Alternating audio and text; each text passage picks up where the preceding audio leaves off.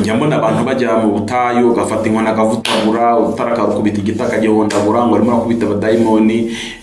Njya mbona abantu basengera abantu nkabona umuntu yasaze yarwaye abadayimoni, abandi bafashe bibira bagiye ku mutwe baratimbaguye barahondaguye ahantu hose. Bafite dayimoni ugeze hehe? Ngeze hano hepfo. Uyu munsi abantu biharaje ngo amavuta n'amazi n'ibindi bintu bya gishitani biri aho ngaho bipanze. Ntabwo ari uko Bibiliya itubwira abarwana. Iyi ntambara mu mwuka rero ngiki cyo turwana nacyo ni ukugira ngo twebwe dukore ugushaka kw'Imana, ariko Satani we turwanya agira ngo tudakora gushaka kw'Imana ku buzima bwacu. Aca rero mu nzira nyinshi. Satani n'umwanzi w'Imana, kandi urwanga yanga Imana rutuma yanga n'iby'Imana yaremye. Ari mpamvu adeviye amagahunda y'Imana yose. N'Imana turemeye kwihimbaza, Satani akabata ahubwo umwe umuyitera umujinya. Ntabwo izi ntambara zacu turwana mu mwuka bakoresha ibintu by'uburakari n'umujinya ngo Satani we ngo ndabisubiye ngo ngeze n'amaranga mutima y'umuntu. Ibyo witonda kuko abirembo rigari ifungura Satani. Satani icyo ashinzwe ni ugutuma ntashaka gukora umurimo w'Imana, ahubwo ni kurura umujinya w'Imana. Mbaho nk'utuma Imana irakara. Nicyo Satani akora. Burya ukubita Satani uri kubona Satani ushyiramo n'umujinya uba umeze nkaho uri kurwana n'inyamaswa nyinshi ariko wanakinguye imiryango n'amadirishya kwa ngo zinjire mu nzu. Icyo Satani agenda akora niki? Agenda yapudetinga. Updating ni ijambo ry'informatika hari ukuntu cyangwa ari tekinike ukuntu no kugenda avugurura yongera mu dushya mu byaha. Wari bya bitabwaho kera uyu munsi bigenda bibaho. Nguko uko intambara mu mwuka rero ikorwa. Izi ntwaro zo mu mwuka ko tuzifite zikora gute? Izi ntwaro zo mu mwuka bazikurahe? Umuntu azihabwa nani?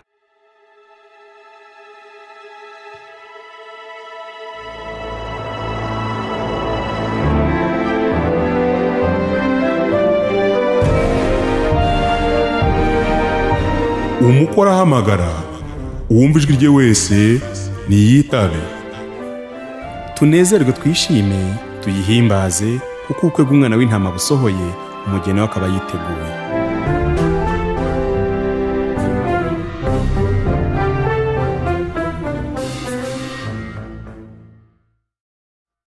Ikaze n'abakurikira ijwi ry'umukwe, nayo ni channel yacu ya kabiri dukoraho ibiganiro dukomeje kugenda twunguka ibintu bimwe n'ibindi. Harimo ibiganiro tutagira no kuri Beora ariko biba ku ijwi ry'umukwe. Rero nguhaye ikaze, nitugeze Pamphile. Uyu munsi tugiye gukomeza intambara yo mu mwuka cyangwa se ubuzima bwo mu mwuka, uko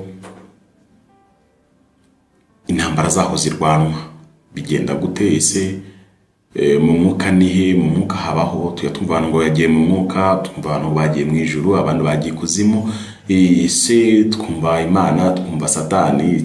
Ibyo bintu ntibiboneshwa amaso. Imana iyo tumaze gusenga tuzi ko Imana iza aho tumaze gusengera tugakora mu butware bw'Imana. Ariko se ko iyo tukibutse hirya no hino tutayibona, ubwo buzima nibwo turi kwigaho. Munyemerere manze nsenge kugira ngo twe gukora nka Pamphile, ahubwo dukore mu butware bw'Imana. Imana Data yorukire kubana natwe muri iki kiganiro ngo tucyungukiremo, yaba twebwe bari kugikora. Ubwo ni njyewe wicaye imbere ya kamera na Sam uri inyuma ya kamera uri gutuma mubona ndetse mukanumva ibyo mubona. Imana itwihishurire turushaho kuyimenya, twungukire muri iki kiganiro kumenya Imana, kandi nawe bibe gutyo. Mana, mu izina rya Yesu ndagushimiye. Wera ibihe byose ntabwo uhinduka. Uriho, kubaho kwawe ntuguterwa n'icyo ari cyo cyose, ahubwo ubaho wigenga mu bumana bwawe. Uriho ku bwawe, ko n'icyo jambo ndiho wavuze risobanura. Twebwe turiho kubera ko duhumeka, umwuka ubuze ntitwabaho. Turiho kuko turya ibiryo bibuze twapfa. Turiho kuko amaserere y'imibiri yacu cyangwa se tunyangingo fatizo tw'umubiri dukora. Wowe rero nta gihari cyatuma ubaho cyangwa utabaho. We waremye ibyo turebesha amaso n'ibyo tutabona, kandi ari nawe ubibeshaho, ni nawe ubitegeka. Buri kintu cyose kigenda ku itegeko ryawe. Turagushimiye kubw'urukundo rukomeye wadukunze ukaduha Yesu. Twebwe abantu twadupfe tuzibya n'ibicumuro byacu, ariko Yesu araza apfa mu mwanya wacu kugira ngo tuba bakiranutse mu maso y'Imana. Izina ryawe ntabwo icyubahiro. Ndakwinginze ngo utwuzure muri iki kiganiro, nsenze ku bwanjye no kubw'abadukurikiye, ngo Imana Data ivuganire natwe muri iki kiganiro, bisabye Imana mu izina rya Yesu, amen. Wese umuntu arwana na Satani gute? Mu by'ukuri turashaka ko ibi biba nka class week, ufata agakaye n'agakaramu wandike, noneho tuzashyire mu bikorwa ibi bintu, yani magambo kuzabishyira mu bikorwa, noneho tuzareba experience z'ubuzima. Hari byo tubona, dusigaye tubona abantu basengera abandi bakabatura hasi, dusigaye tubona abantu ari ibintu biraho, basengera abantu bakasiga amavuta bakabamenaho amazi, ayo mabi yose n'ibindi bintu aho ngaho. None tuzinjira muri pratique, ibi bintu bikorwa ubwo bikora bite uyu munsi, ni gute byakoraga mu gihe cyambere, hanyuma ni gute n'uyu munsi bikorwa, ese bihurira he? Uyu munsi ndashaka kuvuga ku buryo bwo kurwana, noneho uburyo umwuka turwana gute. Tumenyereye ko imirwano ni ihuza impande ebyiri cyangwa ihuza abantu babiri, kandi baba bafite uburyo bwo kurwana cyangwa ibirwanisho bitandukanye. Hari abarwana muri boxing na karate na kung fu n'ibindi birangwa no kurwanisha imibiri, ariko hari n'uburyo ibihugu byo birwanamo. Ibihugu ntabwo birwana nkatwe, ibihugu byo bikoresha imbunda, bikoresha ibindi bikoresho bihambaye. Hanyuma mu mwuka ho barwana gute? Reka tubanze twongere dusubira inyuma gato, dutekereze kuri aho hantu hitwa mu mwuka, cyangwa se ubuzima bwo mu mwuka buteye gute, kugira ngo tubumve neza, tuze kumenya uko turwana. Kuko dusomye mu Itangiriro igice cya mbere ndetse n'icya kabiri, Bibiliya iduha ishusho yo kuremwa. Burya ukuntu Bibiliya yubatse, igitangirira igice cya mbere ni summary, hanyuma igice cya kabiri kiza kijya muri detail bya bintu. Mu yandi magambo, kugira ngo wumve itangira igice cya mbere ni ugusoma igice cya kabiri. Urasoma igitangira igice cya mbere, noneho ubyumve muri makeya, hanyuma mu gice cya kabiri waza bisobanura byinshi muri rusange, noneho babyinjiyemo muri deep. Bibiliya tubwira ngo Imana ifata umukungugu irawubumbabumba, ibora kubumbamo akantu kameze nk'umutwe, ishyiraho amaso n'amazuru n'umunwa, ibumba n'igihimba, iteraho amaboko, ibumba n'amaguru n'ibirenge, ishyiraho n'ukuntu hano intoki zisatuye gutya. Ibi bintu ni igishushanyo cy'Imana. Ni Imana nk'umudizayina, umushushanyi mwiza, niyo yicaye ishushanya mu bitekerezo byayo ko umuntu izamurema. Namwe murebe uko intoki zanjye zitandukanye, kandi hano hakaba hafatanye. Ninde washyizemo uyu mwanya? Ninde mutekereza ko murebe ukuntu hano biza bigeze byagera hano bikabwatarara bikaba ikiganza, ariko byagera hano bikabyara kano gashami, agasigamo espace, akabyara kandi. Ibi nuko ari umudesign wabidesigninze. Nuko Imana yicaye irabitegura, irabumbabumba, hanyuma imaze kubumbabumba icyo kibumbano gitereka hariya, ikora ikindi gikorwa gikomeye, ngo igihumekeramo umwuka, umuntu aba ubugingo buzima. Ubugingo buhita bwinjira mu muntu. Bivuze ngo iki kibumbano cy'inyuma kitarimo ubwo bugingo buzima cyaba ari ikintu kiraho nk'ibindi. Rero umuntu agizwe n'ibyo bice bibiri, agizwe n'iki gice cy'inyuma, nandi kubereka intoki ko zisatuye, nawe kandi ko zisatuye, muri n'amano ukuntu asatuye. Tekeza ko byisatuye. Namwe mutekereze ko kuremwa k'umuntu mu ntanga z'umugabo n'iz'umugore zihuye, basubiye twakumva habamo akantu kameze nk'akabiye, hanyuma kazisatura gute? Kazana urutwe rushibuke, kazana n'amaboko, hanyuma hano amaboko amenye ko agomba gusiga espace. Namwe mubyumve, hari umuremyi, hari umudesign wadesigninze uko duteye. Ibyo ntibihagije rero, yahumekeye mu mwuka w'ubugingo. Umuntu agizwe n'igice cy'inyuma kigaragara n'igice cy'imbere kitagaragara. Igice cy'imbere kitagaragara kigizwe n'ibice bibiri, kigizwe n'igice cyitwa ubugingo n'umwuka. Ubugingo ni pamfiri wundi w'imbere, ari nawe shusho y'Imana. Kuko Bibiliya ivuga ngo umuntu aremye mu ishusho y'Imana. Ntabwo umuntu uremye mu ishusho y'Imana ari uyu pamfiri mubona, oya. Ishusho y'Imana ni pamfiri w'imbere. Mu ishusho y'Imana mu bitandukanye, hari nk'igihe njya numva abantu babikoramo blague, ariko mujye mwitona nta blague mu bintu by'Imana, mujye mukina n'ibindi, ariko hari bidakinishwa. muzabona abakomediye bose aho bava bakagera dufite kugeza ino saha ku isi njye abona bashe kubona. Ubwo mbaza aba hano mu Rwanda, abo muri East Africa nabonye, nabo mu Amerika ni Burayi, nta mukozi w'Imana babo. Aba bantu bose muzakunde kumva amakomedi yabo. Komedi zabo ni ibyaha mu by'ukuri, ni ibitutsi, ni ibishegu, bishitani. Komedi zabo no gutuka Imana no kwikinisha, kandi musika Imana avuze ngo umuntu uvugira izina ry'Imana mu busa cyangwa mu binyoma, Imana ntibura kumubura kwacumuye. Mujye mwitonda rero, ibyo by'amakomedi nta murokore ugira blague, nta murokore ukina komedi, nta mukristo. Ibi mu byitondere ni uko nyine Imana y'abantu yabaye inda, niyo mpamvu ibatera gukora ibintu bisa gutya.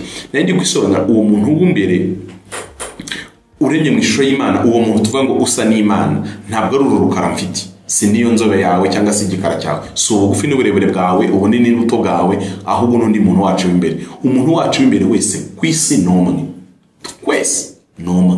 Niyo mpamvu Pawulo yasobanura mu gice cya 15 cy'Abakorinto ba mbere aravuga ngo habaho imibiri hano mu isi niyo mu ijuru. Icyo tuzi nuko nitujya mu ijuru tuzamenyana. Nzakureba nkumenye kuri Monica, uri Maria, uri Claude, uri Ntuza, nanjye uzamenya ko ni Pamphile. Ariko ikintu kizatangaza cyangwa bibiri twigirika gitangaje, ntabwo uzabona ndi igikara, ntabwo nzaba ndi nkini n'umunyarwanda. Icyo gihe niho shusho y'Imana umuntu aremyemo. Yaba umuntu ufite ubugufi bukabije, abo Bibiliya yita ibikuri, yaba umuntu muremure, abo Abanyarwanda bita gasongo, yaba umuntu munini cyane ubyibushye cyangwa unanutse, aba bantu bose mu maso y'Imana barasa, barareshya, bafite agaciro kangana, umugore n'umugabo. Ibindi bitudisitenga hano mu isi, ariko mu maso y'Imana turi bamwe. Ikindi, mu maso y'Imana nta mugore nta mugabo baho, ibitsina ntabwo bihaba. Mu isi y'umwuka nta bitsina bihaba. Nitunamara kujya mu ijuru, nta bagore bazaba bahari, nta n'abagabo bazaba bahari, tuzaba dufite imibiri nk'iy'abamarayika. Iyo ni teori yo muri Makorinto wa mbere 15. Mu ijuru nzakureba njye nsuza umugore wanjye nti uraho sheri, akoze ujya sheri zaza mu ijuru, nta sheri zaza. Cyokora nzamureba mubwire nti mama Sharma, warakoze kumfasha umurimo w'Imana mu isi, warakoze kumbera akabando nka kwicuma nkajya mu ijuru. Nawe nshimire ko namubera akabando akicuma akajya mu ijuru. Ariko nta by'ubusheri, nta bya madamu, nta bya papa, nta bya mama, byo mu ijuru ntabwo bizahaba. Ubwo ni ubuzima bwo mu mwuka tuzabaho mu ijuru. Hanyuma tugaruke rero muri iki gice cy'umwuka, umuntu agizwe n'uwo mwuka cyangwa se iyo shusho y'Imana, uwo mupamfiri w'imbere, ariko akagirwamo n'igice cyitwa ubugingo, n'igice cyitwa umwuka. Umwuka rero ni umwuka w'Imana, Imana yahumekeye, noneho bwa bugingo bukaba buzima. Bivuze ngo umwuka w'Imana udahari, ubugingo burapfuye. Ako kumvikana. Ubwo ngeze mu itangiriro 3. Imana yabwiye Adamu, iramubwira ngo ibiti byose byo mu ngo bya Edeni uzabirye, ariko igiti kimenyesha icyiza n'ikibi ntuzakirye. Umunsi wakiriye no gupfa uzapfa. Urwo rupfu Bibiliya iruvuga ni ibice bibiri. Hari ugupfa k'uyu muntu wacu w'inyuma, hakaba no gupfa k'umuntu wacu w'imbere. Umuntu wacu w'inyuma tuvuga ko yapfuye iyo ubugingo, ubwo ni Pamphile w'imbere, atandukanye n'iyo Pamphile w'inyuma muri kubona. Nibwo tuvuga ngo uyu Pamphile inyuma yapfuye. Pamphile ubugingo yansohotsemo araza hagara nka hano, hanyuma Pamphile w'umubiri asigara yicaye nka hano. Ubwo rero abo Pamphile babiri kuko batandukanye, uyu w'inyuma hitapfa. Aha, reka bisobanure gutya. Uyu mubiri twambaye ufite aya maso, ibi byose ni umwambaro cyangwa se inyubako cyangwa se inzu ikingirije cyangwa itwikiriye umuntu wanjye w'imbere. Izi ngingo zanjye z'amaboko mubona ngira gutya, aya maso ntabwo ibi bikora ibyaha. Ibyaha bikorwa na Pamphile w'imbere. Ahubwo uwo mupamphile w'imbere niwe utegeka izi ngingo zanjye byose zikora n'ibyo zidakora. Uyu mubiri wo uzabora byararangiye kubera Adamu. Imana abwiye Adamu ngo nuryaho uzapfa. Nyamara dusomye muri Bibiliya dusanga Adamu yaramaze imyaka 950. Umuntu akibyumva aravuga ati abantu ba kera Imana yarabaha amahirwe bararamaga. Ntabwo baramaga. Adamu yapfuye akenyutse nk'inda ivuye muri kuvuka. Adamu yararemeye kuzabaho iteka ryose. Iteka ryose rero ntabwo baribara mu minsi, mu myaka, mu byumweru no mu mezi. Oya, iteka ryose ni iteka ryose. Adamu agomba kuzabaho adapfa, atarwara, adasaza. Kwereka buri Adamu nta bwana agira. Donc Adamu ntigeze aba umwana ngo atabakonde, ibyo ntabyazi. Niko natwe twagomba kuzabaho rero. Twagomba kuba ubuzima budasaza, kuko gusaza no gutakaza ubushobozi no uburyo umubiri w'umuntu utakaza ubushobozi.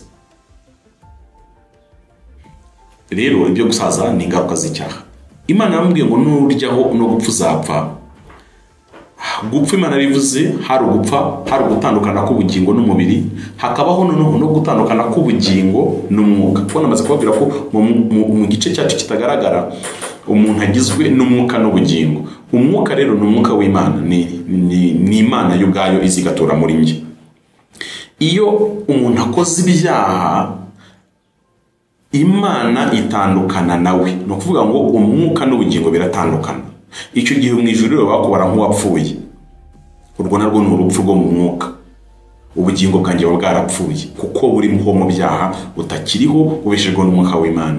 Hanyuma iyo ubugingo bwanjye noneho butandukanye n'umubiri, muhita mujya kunshyingura mukanjyana Rusororo n'andi marimbi ari Kigali. Ubwo niho nashyingurwa, cyangwa se wewe wo mu ntara washyingurwa iwanyu, nawe uri mu mahanga washyingurwa mu marimbi iwanyu. Nuko ubugingo buragenda bumvamo bugasubira kuwa butanze, hanyuma umubiri bakawushyingura. Uyu mubiri rero gushyingurwa nabwo ntabwo wagomba kusigira ushyingurwa. Ni ingaruka z'uko Adamu yatumviye Imana agakurura urupfu. Urwo ni urupfu rw'umubiri. Naho n'urupfu rw'ubugingo narusobanuye ko nuko umuntu abaho atari kumwe n'Imana, cyangwa se akabaho mu buzima butarimo Imana. Icyo gihe ubu uri umupfu ugenda, moving dead. Ibindi twita zombie.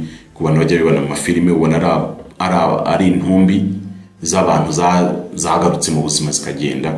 Mujya mubibona ibyo zikora mu mafilime. Nicyo zombie bivuze. Niyo mpamvu dukwiye kwigengesera, kuko ushaka gusanga mu buzima bwawe nawe nka zombie.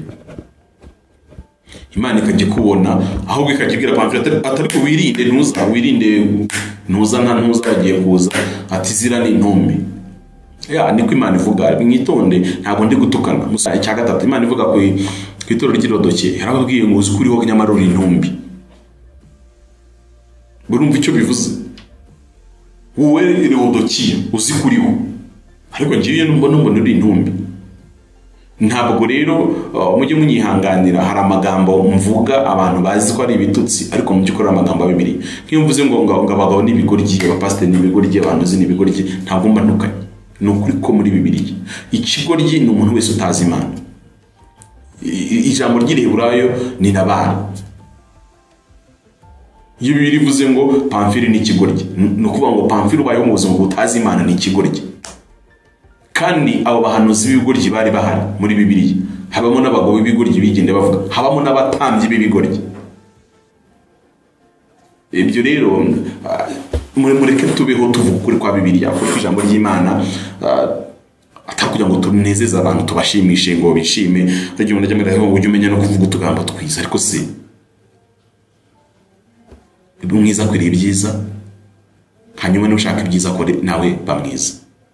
Twe kubaho tubabeshya wowe umura ngo nukuvuga kategori koma, ibi ni bibi, ibi ni byiza. Niba ushaka kuba byiza ngwino, niba ushaka kuba bibi gumaho. Seto ubuzima bwo mwuka nuko bugenda. Hanyuma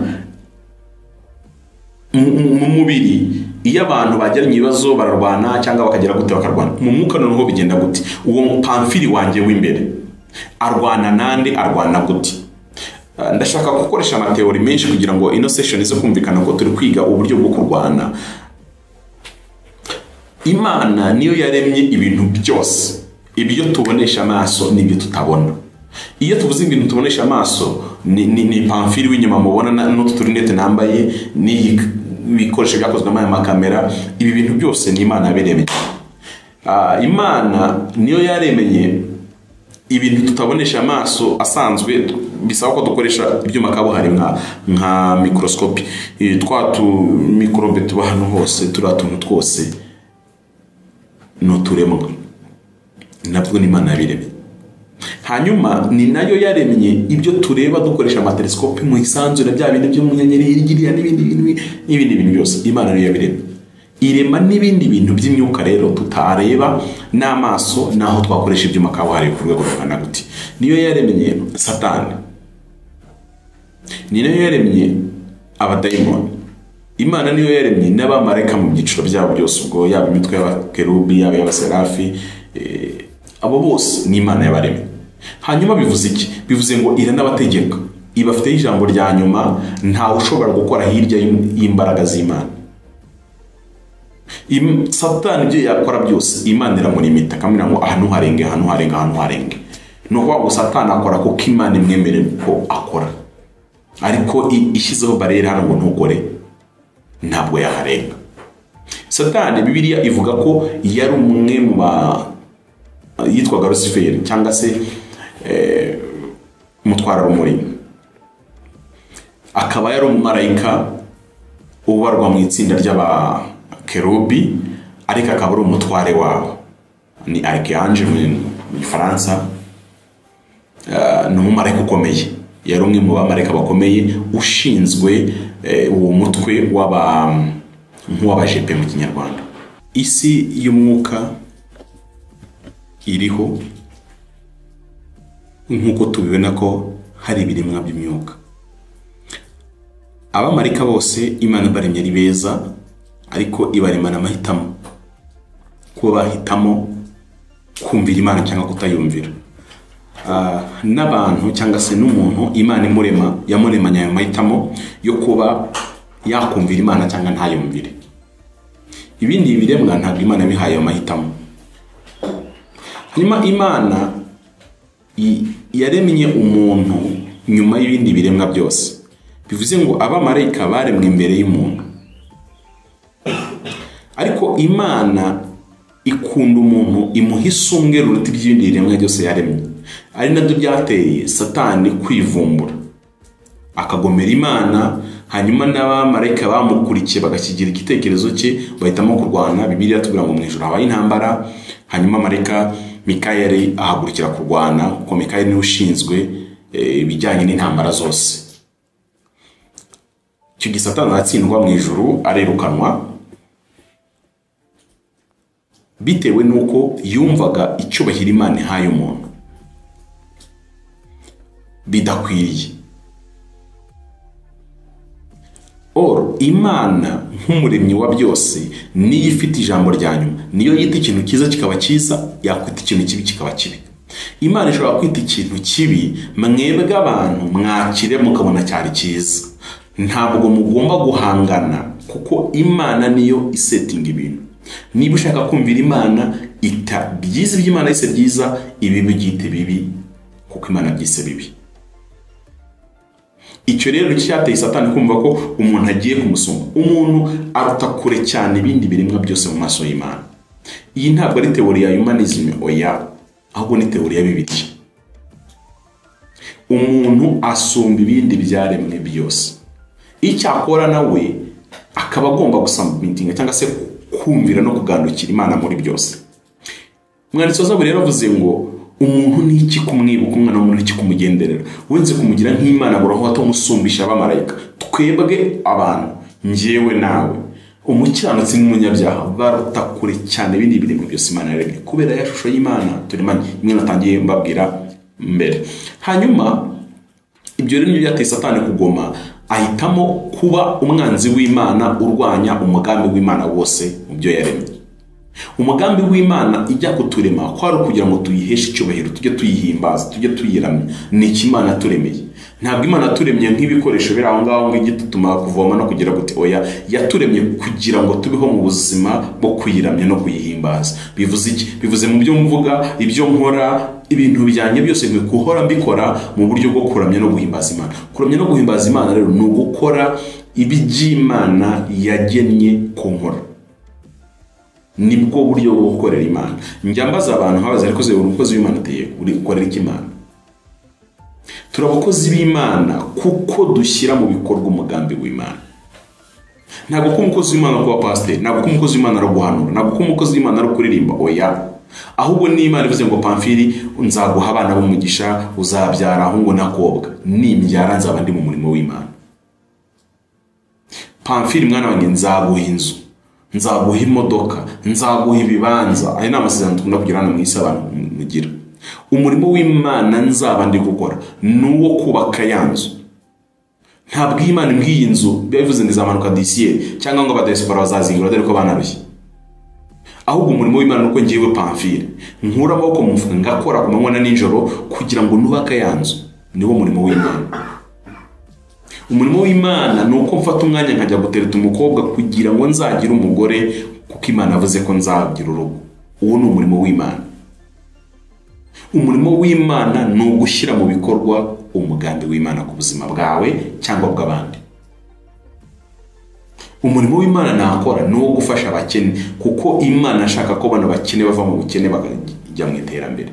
Uwo ni umurimo w'Imana. Hanyuma rero Satani icyo ashinzwe ni ugutuma ntashaka gukora umurimo w'Imana, ahubwo nikurura umujinya w'Imana, mbaho nk'utuma Imana irakara. Nicyo Satani akora. Timo mu ntambara mu mwuka, naho ndashaka ko mubyumve. Mwe kubyumva buri gihe nko kurwana n'abadayimoni, ahubwo nimanze mubizana mu buzima bwanyu bwa buri munsi.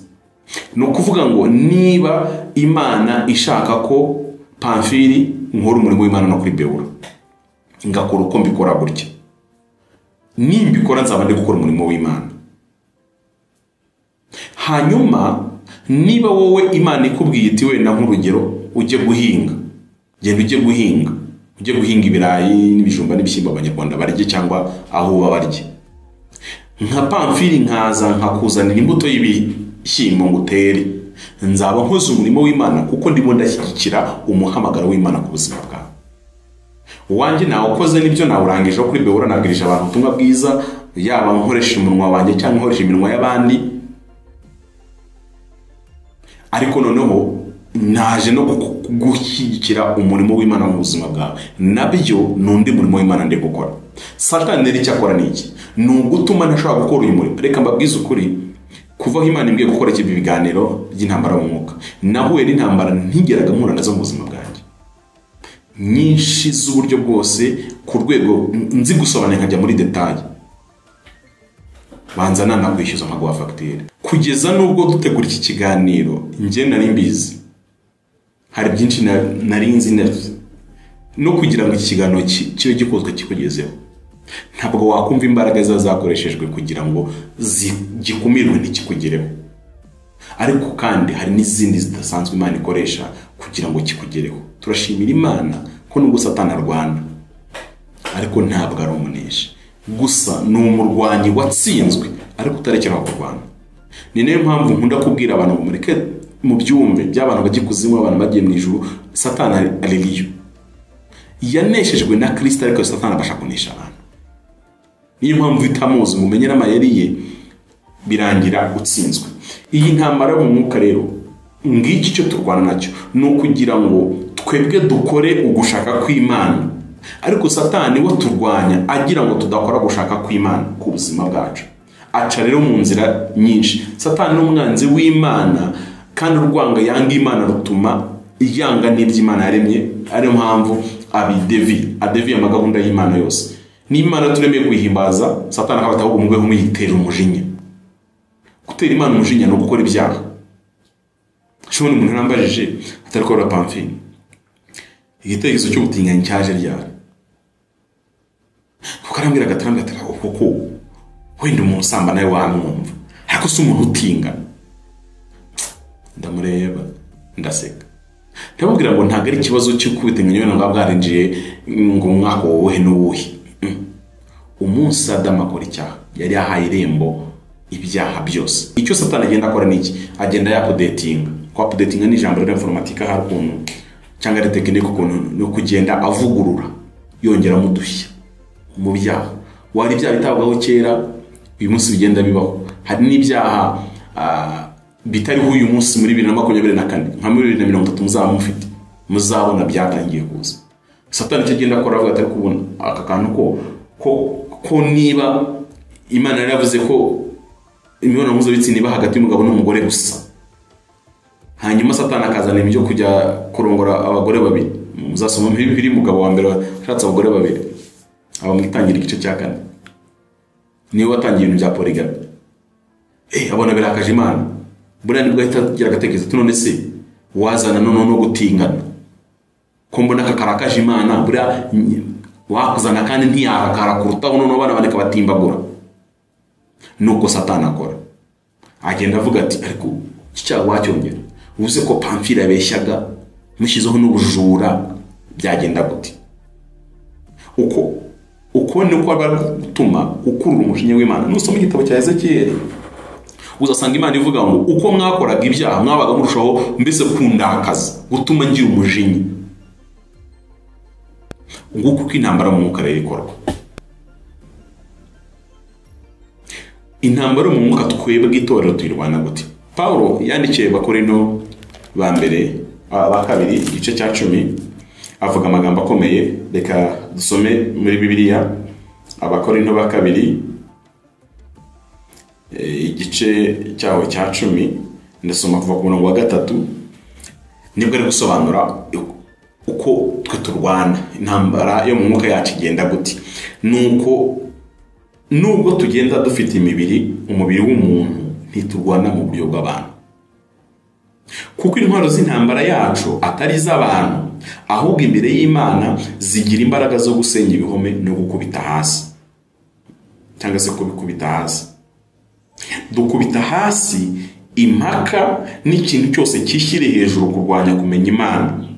Dufatamira ibitekerezo mu mitima byose ngo tubigomorore Kristo, kandi twiteguye guhora kutumvira kose, ubwo kumvira kwanyu kuzasohorwa. Imana itugire neza. Intambara turwana ntabwo mu mwuka barwanisha amahane. Njya mbona abantu bajya mu butayu gafata inkona gavutagura, utarakubita igitaka gihondagura ngo arimo kubita abadayimoni. Njya mbona abantu basengera abantu, wenda iyo ni pratique tuzinjiramo nyuma. Ariko kuki ko Paulo avuze ngo ntabwo turwana mu buryo bw'abantu, kandi nkabona abantu bafata inkoni ku misozi bari gutimbagura, nkabona umuntu yasaze yarwaye abadayimoni, abandi bafashe Bibiliya bagiye ku mutwe baratimbaguye barahondaguye ahantu hose, bafite dayimoni ugeze hehe, ngeze hano hepfo. Uyu munsi abantu biharaje ngo amavuta n'amazi n'ibindi bintu bya gishitani biri aho ngaho bipanze. Ntabwo ari uko Bibiliya itubwira abarwana ibi bintu. Cye numva siko nigeze numva n'umuntu nagiye mu butayu rwose, abantu babizi butayu uri hano i Kigali gahana bitibwira mvura. Umuntu arasenga hatuka Satani, haramutuka we, numva aramubwira Satani fata ku mwaku. Muzi ko iyo umugore avuze ngo fata ku mwaku, abeyura igitenge n'akajipa kagatera hejuru akaguhenera. Koko Satani bamuhenera? Ntabwo bamuhenera. Yakobo yavuze amagambo akomeye mu gice cya mbere mu rwandiko rwa Yakobo. Niba ufite Bibiliya nyemera tugiye mu rwandiko rwa Yakobo, avuga umurongo wa 20, aravuga ngo kuko uburakari bw'abantu budasoza uburyo gukiranuka kw'Imana. Ntabwo izi ntambara zacu turwana mu mwuka bakoresha ibintu by'uburakari n'umujinya ngo Satani we ngo ndagusubye ngo ngize n'amarangamutima y'umuntu. Ibyo witonda kuko irembo rigari ifungura Satani. Ni nko gukubita imbwa wakinguye imiryango yose ziri bwinjiremo ngo zisange mu nzu. Burya uri gukubita Satani, yo kubona Satani ushyiramo n'umujinya, uba umeze nkaho uri kurwana n'inyamaswa nyinshi ariko wanakinguye imiryango n'amadirishya ngo zinjire mu nzu. Paulo avuga iki kuri iyi ntambara yo mu mwuka? Urwandiko yandikiye Abefeso gice cya 6 niho tugiye gusoma, hanyuma noneho twinjire muri detaye y'izi ntwaro zo mu mwuka, cyangwa se uburyo abantu barwanamo mu buryo bw'umwuka. Aravuga ngo ibisigaye, Abefeso 6:10 aravuga ngo ibisigaye mukomere mu mwami no mu mbaraga z'ubushobozi bwe bwinshi, mwambare intwaro zose z'Imana. Ntabwo intwaro nyinshi, ahubwo ni zose, kuko izi ntwaro z'Imana ibuzemo n'imwe aho yari ikenewe urahagwa. Kugira ngo mubashe guhagarara mudatsinzwe n'uburiganya bwa Satani. Satani uburyo bwose akora ni uburiganya gusa. Satani intwaro yonyine akoresha ni uburiganya. Iri jambo uburiganya rirenze kubeshya, rirenze n'ibinyoma. Ni ijambo, ni ikinyoma gitwikiriwe n'ukuri inyuma. Ni uburiganya ni keke idekoreshejweho bya bintu byiza by'amakeke ariko imbere ari umwanda wo muri toilette, ku buryo bayizanye kuri birthday yawe cyangwa kuri indi party wagize, wabona waririmba birthday ariko wakata nk'imbere, nyuma ya za creme basiga ugasanga ni umwanda mubi. Ibyo nibyo byita uburiganya. Aravuga ngo kuko tudakirana n'abafite amaraso n'imibiri. Mu yandi magambo, ntabwo turwana mu buryo bw'imibiri gutya bisanzwe, harwana ahubwo dukirana n'abatware, abafite ubushobozi, abategeka isi y'umwijima n'imyuka mibi hano mu ijuru. Mwumve ibyiciro bine itorero turwana n'abatware. Icyiciro cya mbere kirimo gikorwamo n'abantu bakorera Satani, ni abatware, donc ni abantu bafite ubutware. Kabiri, ni abafite ubushobozi, powers, ubushobozi, abantu tuvuga ngo ni abakire n'iki n'ibi, abantu bafite imbaraga z'ubushobozi gutya. Gatatu, ni abategeka. Kane, ni imyuka mibi cyangwa se abadayimoni. Bivuze ngo iyo Satani agiye kuntera cyangwa agiye kugutera, aca muri izo nzira enye cyangwa se akoresha ibyo byiciro bine. Yagutera akoresheje abatware, yagutera akoresheje abafite ubushobozi, yagutera akoresheje abategetsi, yanagutera none akoresheje n'imyuka. Iyo ntambara rero bayirwana bati ko ari intambara ikomeye, ko ari intambara ikomeye. Ni gute abantu bayirwana?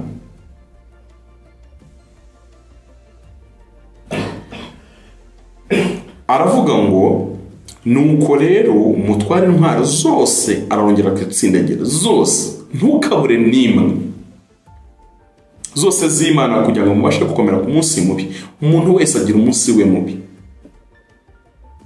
Hari umunsi mubi ku Rwanda, hakaba n'umunsi mubi kuri Amerika. Hari umunsi mubi kuri Pamfile, hakaba n'umunsi mubi kuri wowe. Dufata urugero kuri Daniel na Meshaki na Sadaraka na Abedinego, bari abagabo bane baba ahantu hamwe kandi bose ari abakiranutsi. Ariko Nebukadineza wajije igisitati ngo agishyira abakiramye, wari umunsi mubi wa Meshaki, Sadaraka na Abedinego. Nebukadineza abaza iki gishushanyo cy'izahabu byarebaga abatware. Daniel ntiyari muri classe y'abantu bino bintu byarebaga. Wari umunsi mubi w'abana basore batatu.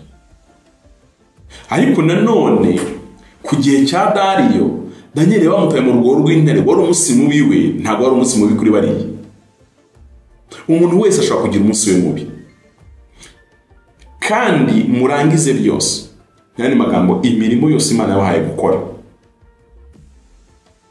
muyikore kandi muze kuyirangiza mugaragara mudatsinzwe. Muhagarare mushikamye, mukenyeye ukuri, mwambaye gukiranuka nk'icyuma kingira igituza, mukwesa inkweto arizo butumwa bwiza bw'amahoro bubiteguza, kandi kigeretse kuri ibyo mutware kwizera nk'ingabo, ariko mudashoboza kuzimisha imyambi ya wa mubi yaka umuriro.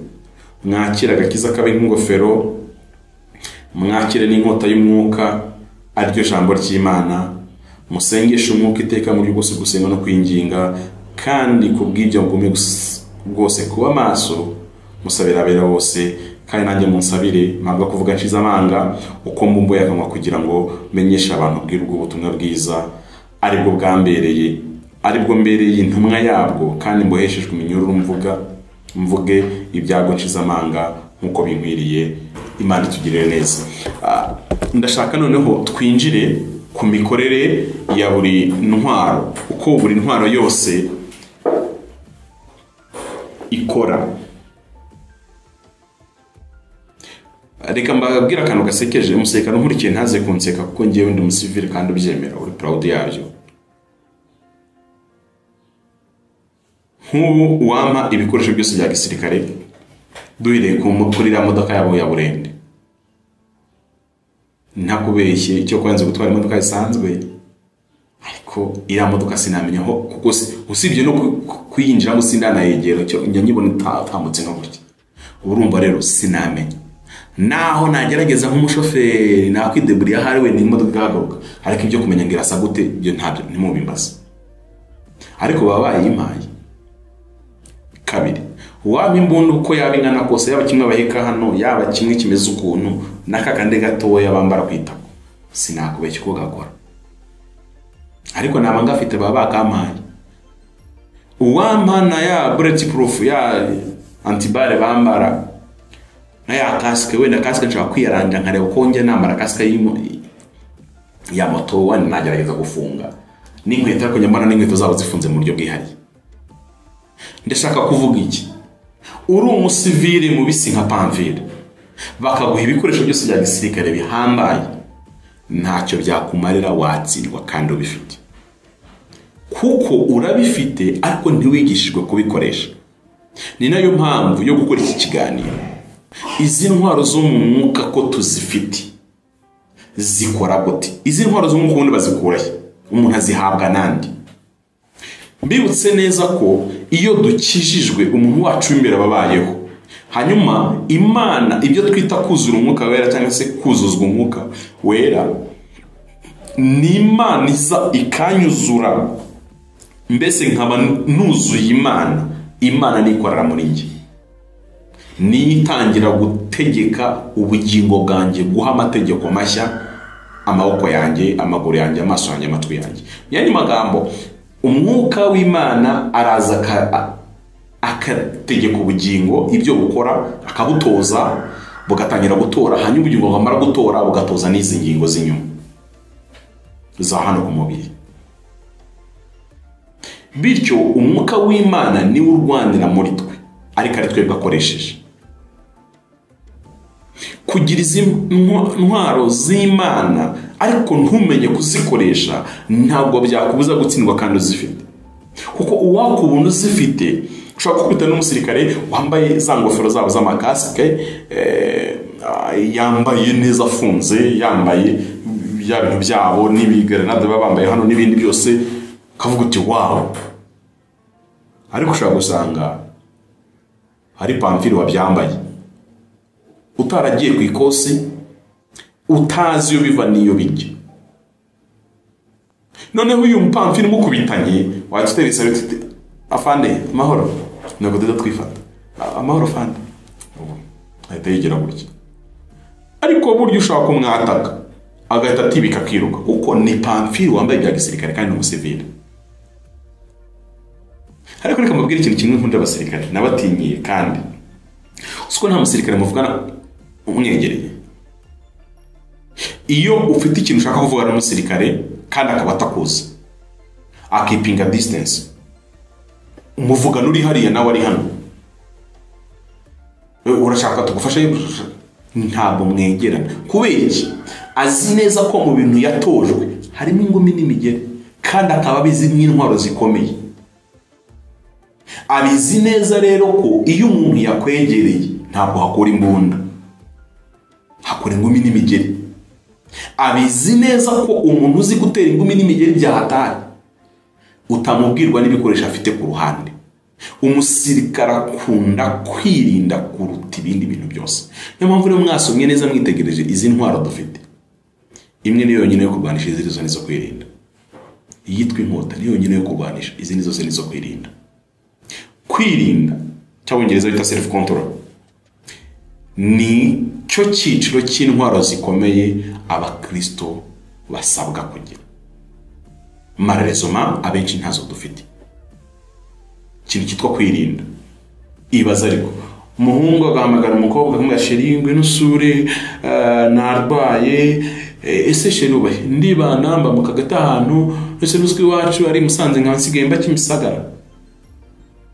Umukobwa intwaro yakabaye yihuta kuruta izindi ni yitwa kwirinda kujyayo, kuko Amunoni nuko yahamagaye Tamari. Anajya so Samweli kabiri barabizi ibyo mvuga. Uri umugabo ariko umugabo afite kune kugutereta, donc ukabona ni ibintu bimeze nk'urukundo rusanzwe rwo kwishimira, ariko nta ntwaro yitwa kwirinda ugira. Kandi kwirinda si intwaro nk'ikintu warwanisha, ahubwo ni kombinezo, ni uruhurirane rw'izi ntwaro nyinshi, nibyo bibyara kwirinda. Ugasanga ntayigira. Njyewe ndi umunyamuka ndabizi we. Uri umunyamuka se uruta Dawidi? Dawidi yabuze intwaro yitwa kwirinda, yagomba kuba ari ku rugamba yanga kujyayo. Kubita ibiro bya muri ya Dawidi ne nitekereje mba numva mfite imitekerereze itandukanye n'abantu benshi nyine bayisobanura. Ntabwo Dawidi yabanye Batisheba umwanya munini, kuko dukurikije ibyo bire yigisha Dawidi yabaga ibwami kandi hari hejuru y'umusozi. Ba Uriya rero dukurikije ko Uriya ari umuheti kandi akaba ari umwe mu basirikare, ntabwo yabaga ibwami, yabaga ahantu hepfo.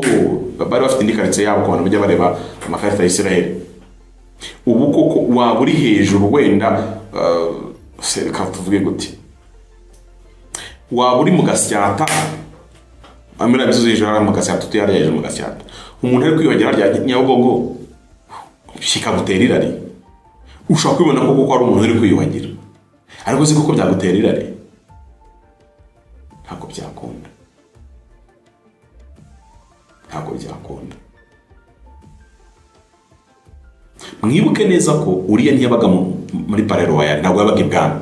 Bari bafite karitsiye yabo nyine umuheti, bari bafite ahantu bo baba hepfo yo kwa Dawidi, ko namwe muzi ukuntu umwami aba afite ibwami aho bari hagari. Kurebera umuntu uri muri etaje ukamubona piriya irarika kwica ku buryo wumva utatuza mutaryamanye, ntabwo byari bisanzwe. Cya gitero cy'abadayimoni gikomeye. Iyo rira risanzwe, Dawidi imbere y'uko ava aho hagati yo kuva aho aboneye Batisheba no kugera ku buriri bwe, yahuye n'abakobwa benshi n'abagore be. Yagombaga kuba yabwira umwe ati ngwino tugende birabaye, ariko kuko ari igitero n'intambara mu mwuka ntigeze abasha kubimenya. Intwaro ya mbere Bibiliya yatubwiye umweko, umukandara, sentire, uko wabyumva kose. Umukandara w'ukuri. Umukandara Pawulo yandika yarafunze, mwabyumvishe hepfo dusoza, yarari muri gereza. Byanze byemesha kuba yarabyanditse arebera ku basirikare b'Abaroma, kandi abasirikare b'Abaroma bari abasirikare bakomeye ku buryo babona ukabona bambaye neza. Babaga bambaye umukandara munini cyane, ntawo ngewe mfite nta naho nawukura hano mu Rwanda uwo babaga bambaye. Ariko kugira ngo byumve neza, niba mujya mureba abantu bakina box, iriya mikino njyarugamba yo guterana ibipfunsi guri kikunda, iyo batsinze babambika ikintu cy'igikandara kinini cyane hano mu nda kinini. Niyo mikandara rero y'Abaroma, y'abasirikare b'Abaroma nuko bagimeze. Byabaga ari bikandara binini cyane bifata kunda bikamanuka rwose ukabona bikingirije no ku myanya ndangagitsina.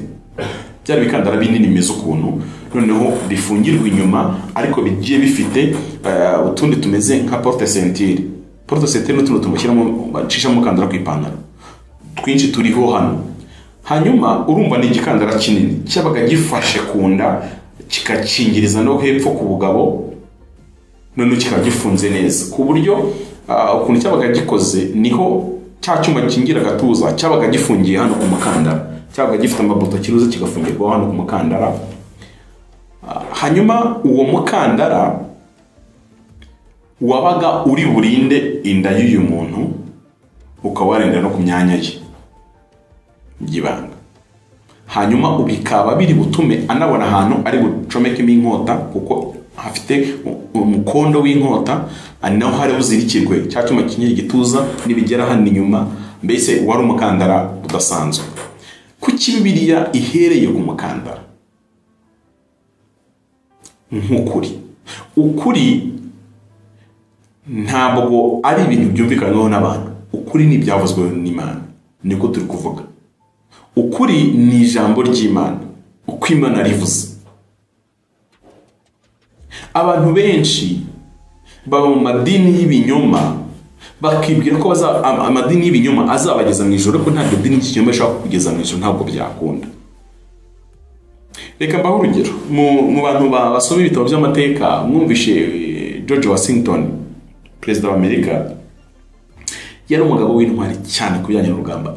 Amateka agaragaza ko yari umusirikare udasanzwe ku bijyanye no kurwana. Yakoze ibintu byinshi kugeza n'ubwo ibyo bigwi bye bamwitirira Washington, uriya mujyi wa Washington muri Amerika. Singiye kujya mu by'urugamba ngo mubwiye ngo arwanya aha, namwe mujye mu bitabo murabisoma, ariko reka mbabwire ikintu cyantangaje mu rupfu rwe. Washington ntiyigeze agwa ku rugamba kandi agiye arwanya intambara zikomeye. Ntabwo Washington yaguye ku rugamba, oya, yishwe n'umuganga. Umuganga wamwishe ntabwo yari agambiriye kumwica, ahubwo yagize ubujiji, bituma amuha imiti itariyo, azi ko ari kumuvura, birangira imiti bwayo mwishe. Icyambere, ari umuganga yarishyizemo iforu yose, ari n'umurwayi yari afite icyizere cyose 100% yumva ko umuganga ari bumuvure n'imiti ayifata neza, ariko bamuhaye imiti itariyo, birangira Washington, perezida Amerika, apfuye. Umukristo ashobora kuba mu idini ry'ikinyoma, akanarigiriramo icyizere cyose, imihango yose akayubahiriza, ariko ritashobora kumugeza mu ijuru, ahubwo biri burangire n'ubundi apfuye. Ukuri ni ikintu gikomeye torero, mukwiye kwitondera. Mugenzuza ijambo ry'Imana, kuko niko kuri, inyigisho n'imihango mukora mu madini yanyu murebe karubure, kuko niba bidahuye n'ijambo ry'Imana.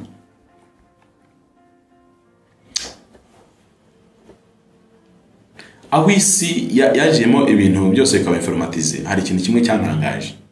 Ibi mwumva by'amarobo akora ibintu, kera twiga muri secondaire washobora gukora ikibazo bashaka kubaza wasubiza ugatera bon sens, niko twigaga babyita gutera bon sens, ku buryo nyine nuko utabasha kwisobanura neza ariko wari mu nzira.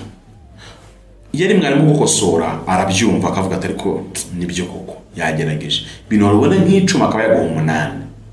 Ariko nkibutse ko robot iyo niba utanditse inyuguti ko bagomba kuzandika ngo zikurikiranye kwa kundi ibica amakarongo, kuko iri programme hari setting bayabarebwira ngo uzajya ukora uko sonciye gutya. Ariko abantu ibintu ntabwo babyigiraho. Ntabwo Imana ari robo ngo ibitagira umutima nama, cyangwa se sinzi ko nabyita mu Kinyarwanda, ariko nijya guca imanza izakoreshwa ibyanditswe mu gitabo muri Bibiliya. Ivuga ngo Pamfili byari bize gukina gutya. Iyo mvuga ibintu bijyanye no gukina kwa Imana, akenshi nzana mu experience ubuzima bwanjye. Imana igeze yambira mu gihe guca mu ishuri, hanyuma urasabwa kuritsinda kugira ngo ukomeze, kuko ishuri ry'Imana nyine Imana iri guha kugira ngo ikugirire neza.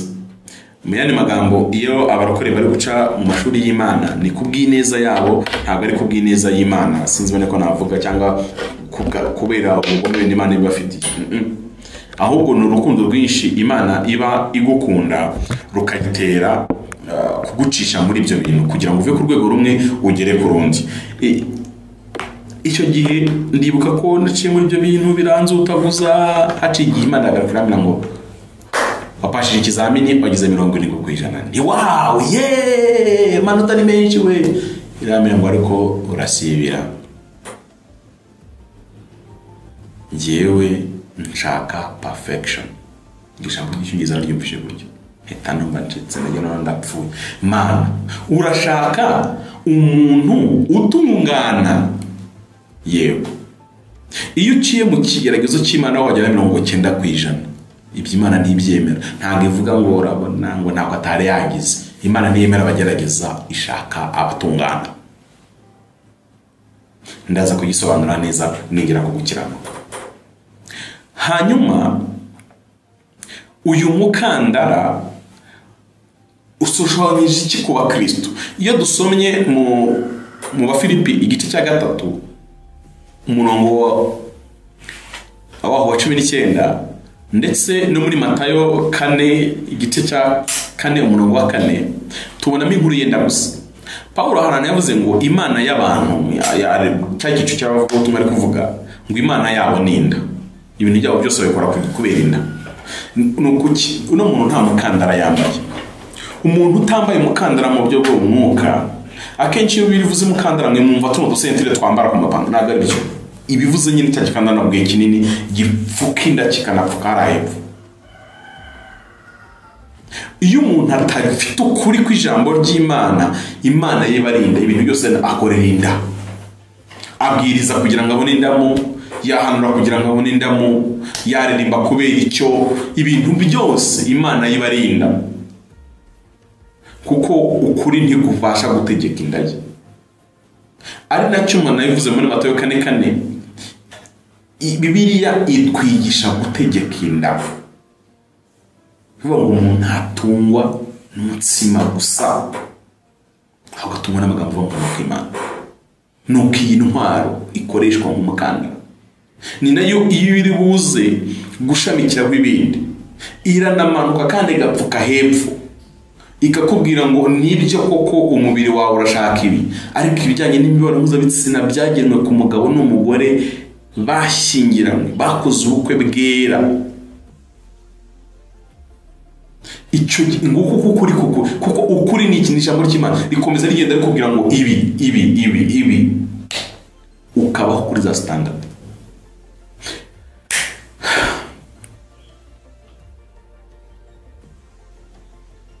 Ntabwo ukuri gusa kutuyobora, ntabwo ari umurimo wonyine gukora, ahubwo ukuri kunaturinda ibinyoma bya Satani. Kumenya ukuri ntabwo ukuri gusa ari igikoresho Imana ngo kutuyobore kutujyane mu ijuru gusa, oya, ahubwo ni n'intwaro iturinda ibinyoma bya Satani. Uramuko n'umukobwa ari mwiza pampi ayo mahirwe nigeze nagana n'umuntu umwe sindi umuvuga ko ari umusitari hano mu Rwanda. Ambwira igikundo yagize mu Rwanda yari cyaje kumurenga, hanyuma we umugabo yaje gutera imbere kubera ku umusitari, noneho umugore we aguma ari umuturage. Ibintu cyavuga ubutumwa ukuntu bapfa. Urumva pamfiri ya muntu meye nkajya kubwiriza hehe nahe mu nsengero zikomeye, niko nyine nangira n'imico y'abantu b'abasirimu. Uri umugore wanjye yigumire pfiriya akaguma ari umuturage ukirisha intoki mu gihe ngiye baze kumenya gutandukanya mu furushete n'ikiko n'icyuko bike. Noneho aramira ngo byaje kujya ku rwego nyine abo umusitari nawe utekereza nk'umuntu ushaka kwicarana n'umukuru w'igihugu bagasangira. Ntabwo ari ibintu byoroshye, sinzi nuko bari abantu, sinzi bene babayobozi ukuntu barya, niba barya nk'uko kwacu niba simbizi. Umugore rero yagumana n'abaturage, byatumye umugabo atangira kugira ku bagore bari class. Urumva yashakanye n'umugore wo mu cyiciro cye, biza amashuri angana ya primaire kuko niyo nyine bari bafite babakene kuri rwa rwego nyine, kuko umuntu arambagiza nawe uko areshya. Hanyuma umugabo aza gutera imbere kubera umurimo w'Imana, agera hano umugore akiri hano hepfo. Byakururikiye umugabo nibwo yatangiye kwisangana cyane. Arambwira ati natangiye kujya mbona umugore wanjye tutakiri ku rwego rumwe. Ntabwo rero ukuri ntabwo kutuyobora mu nzira ijya mu ijuru gusa, kuko byitwaga kayirimo, ahubwo kunaturinda ibinyoma by'abadayimoni cyangwa bya Satani. Kuko iyo ufite ukuri muri wowe, Satani akubwira ikintu gatumira ngo oya, handitswe ngo Satani akakuzanira ikindi, oya havuga gutya. Uko kuri nicyo cya mbere.